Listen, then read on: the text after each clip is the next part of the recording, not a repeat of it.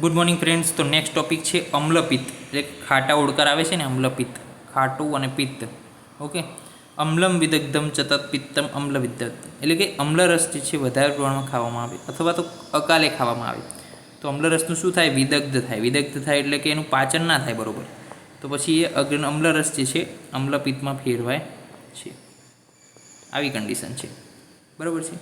તો અમ્લરસનું જ્યારે અકાલે સેવન કરવામાં આવે તો જે છે વિદગ્ધ અવસ્થામાં જાય છે અને એના કારણે અમ્લપિત્ત ઉત્પન્ન થાય છે. ડિઝીઝ કે જેની અંદર નોર્મલ ક્વોલિટી ઓફ ધ પાચક પિત્ત ચેન્જ ફ્રોમ કટુ ટુ અમ્લ, એટલે કે પાચક પિત્ત શું કરે? આમ તો કટુ વિપાક એ બધામાં ફેરવે, પરંતુ જો અમ્લ વિપાકમાં ફેરવાઈ જાય પાચનથી તો અમ્લ વિપાક જે છે પિત્ત વિદગ્ધ અવસ્થા લાવશે, અને પિત્ત વિદગ્ધ અવસ્થા આવે જે વિવિધ જે છે ખાટા ઉડકાર આવવાનું શરૂ થાય એને અમ્લપિત્ત તરીકે ઓળખાય છે. ઉષ્ણ અમ્લ વિદાહી વિરુદ્ધાહાર મધ્ય પિત્ત પ્રકોપક આહાર વિહાર કરો તો અમ્લપિત્ત થઈ શકે છે. નિદાન સેવન કરો, પિત્તની વિદગ્ધતા આવે. પિત્તની વિદગ્ધતા આવે, પાચક પિત્ત જે છે કટુના બદલે અમ્લમાં ભાવ થશે, અમ્લી ભાવ પિત્ત થશે, અમ્લોદગારની ઉત્પત્તિ થશે, અને અમ્લપિત્ત કીધું છે. બે પ્રકારનું છે, એક ઉધ્વ છે ને એક અધો છે.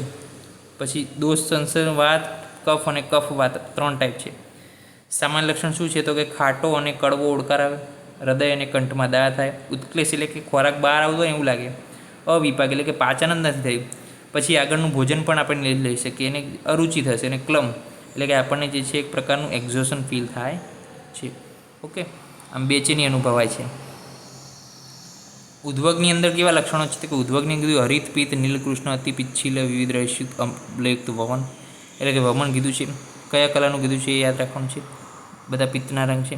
શિરસુલ કીધી ઉદ્વગમાં, પછી મંડલ પીટિકા કીધી, કંઠદા, હૃદદા. તો કે જે વસ્તુ ઉપર આવે છે શરીરની અંદર જે વસ્તુ ઉપર આવે, હૃદય છે, કંઠ છે, પછી શિરસુલ છે, પછી મંડલ પીટિકા છે, ઓકે, અને અમ્લોદગાર છે, અને જે છે વમન છે. આટલું વસ્તુ ઉદ્વગમાં આવશે. જ્યારે અધોગના લક્ષણમાં શું છે? તો કે ગુદસ્ત્રાવ થાય છે. જોયું? તૃષ્ણા, દાહ, મૂર્છા, ભ્રમ, કોટ. વાત પિત્ત કફ, વાત કફ કફના જે છે લક્ષણો આપણે એ જે છે સેમ જ છે, કે વાત કફ અને વાત કફના.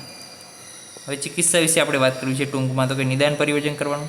ઉદ્ધવ અમ્લપિત્ત હોય તો ઉપરથી કાઢી નાખવાનું છે બધું જે ખાટા ઓડકાર આવે છે, તો ખોરાક જે પાચન નથી થયો એને આપણે શું કરી નાખવાનું? ખોરાક પાચન નથી થયું કાઢી નાખવાનું.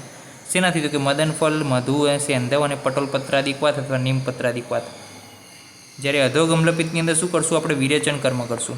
શેનાથી? ત્રિભુજ ચૂર્ણ, આમલકી અને મધુ, જેથી કરીને પિત્તનું પણ સમન થઈ જશે અને શોધન પણ થઈ જશે.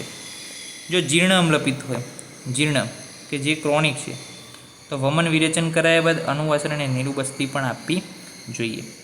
સમન ઔષધિમાં સુત્સેકર યાદ રાખજો, હરિતકી, ત્રિફલા, પછી અવિપત્તિકર, પંચતિક્ત, જીરકાદ્ય, પીપલી.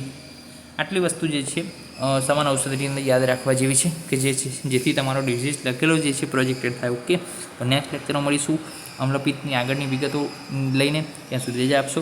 જય હિન્દ, જય ભારત, જય આયુર્વેદ, જય ધન્વંતરી. નમસ્કાર.